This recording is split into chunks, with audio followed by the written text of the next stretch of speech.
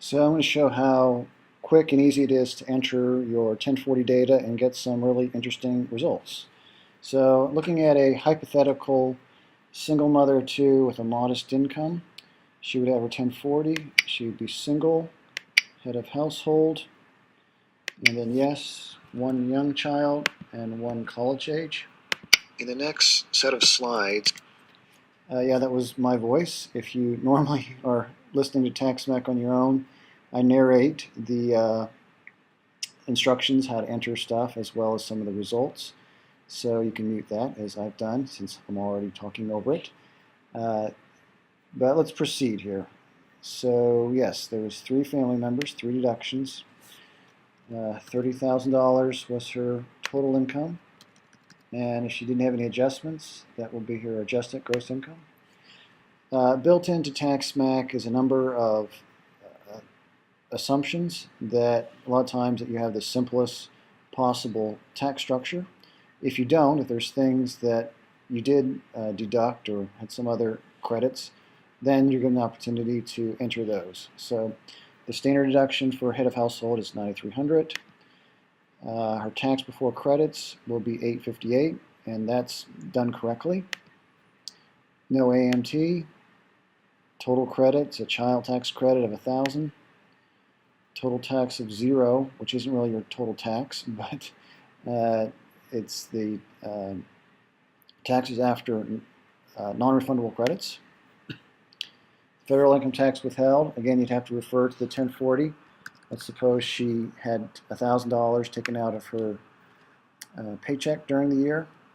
Total payments of $4,222. This includes the $1,000 she paid plus TaxSmack calculates the 2 most popular refundable credits, the earned income tax credit, which would apply for this modest income, and the child tax credit, the refundable part.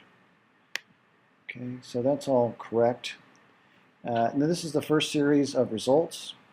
So she paid $1,000. Turns out she had a negative tax liability, which means she's getting paid to live in America. So her refund is actually over $4,222. Okay. One thing that's pretty interesting too, and this chart isn't to scale, but out of the $30,000, about $21,500 is untaxed, leaving only about $8,500 to be taxed. There's 3 types of taxes that appear on the 1040. The biggest one usually is regular income from earnings and other ways of making money, other than the second group, which is investment from, say, stock, dividends, or capital gains. And then other taxes, usually this comes in if you have a business and paying payroll taxes. There's a few other taxes that are also collected on the 1040. So here's a pretty simple graph for this household because they're just in the 10% bracket. So there's that $8,550 of taxable ordinary income. At 10%, that's $858. There's the math.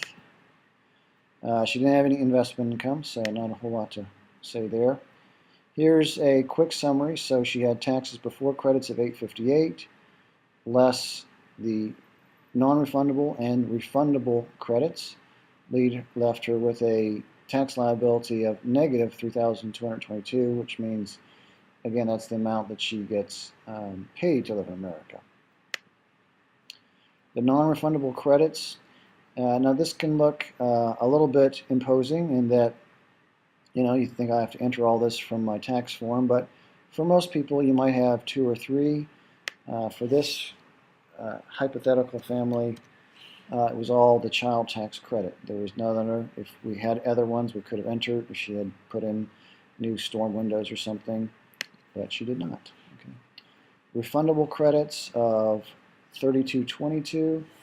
That is $30.80, I believe, for the EIC, and then $142 for the rest of the additional child tax credit. Here's a summary. Her tax bracket, including all adjustments, going from $30,000 down to the taxable amount would be 15% on average. and then her non-refundable it turned out to be fully refundable at 100%. So here's a summary. This household, in a sense, didn't have a lot going on. Looks like 7 of the 8 categories. She's not getting any benefits because she didn't have those things going on in her life, or not enough. But she did have children. Okay. So what this does, what TaxSmack does, is break it down. And what did children benefit her?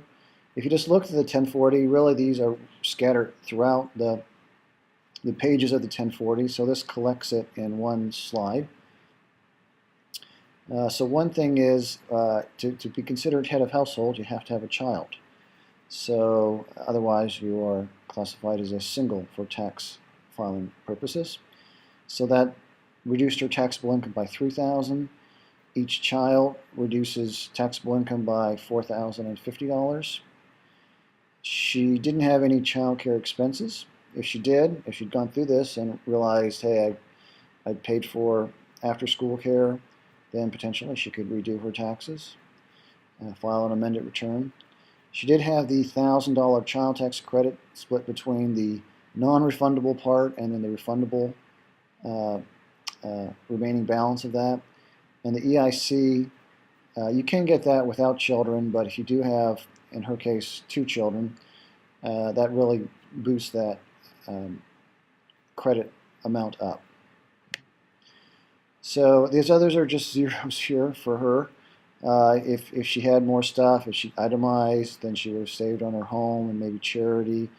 If she contributed to an IRA, we would have seen retirement. If she paid for college expenses, we would have seen some educational credits.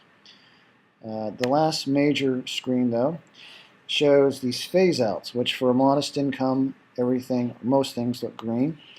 It's more or less ordered from the highest phase-outs to the lowest. So towards the bottom here, there are some yellows, which means she's not fully eligible for something like even the dependent care credit.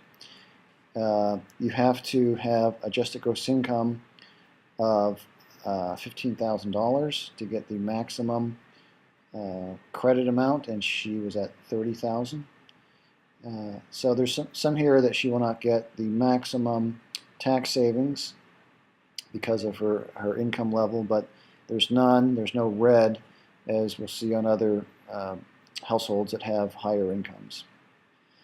So that's it. Try it out with your own data. If you hopefully you find out some really interesting things, and if you have any feedback or questions, certainly shoot me an email. I'll be glad to try to answer them or improve the product.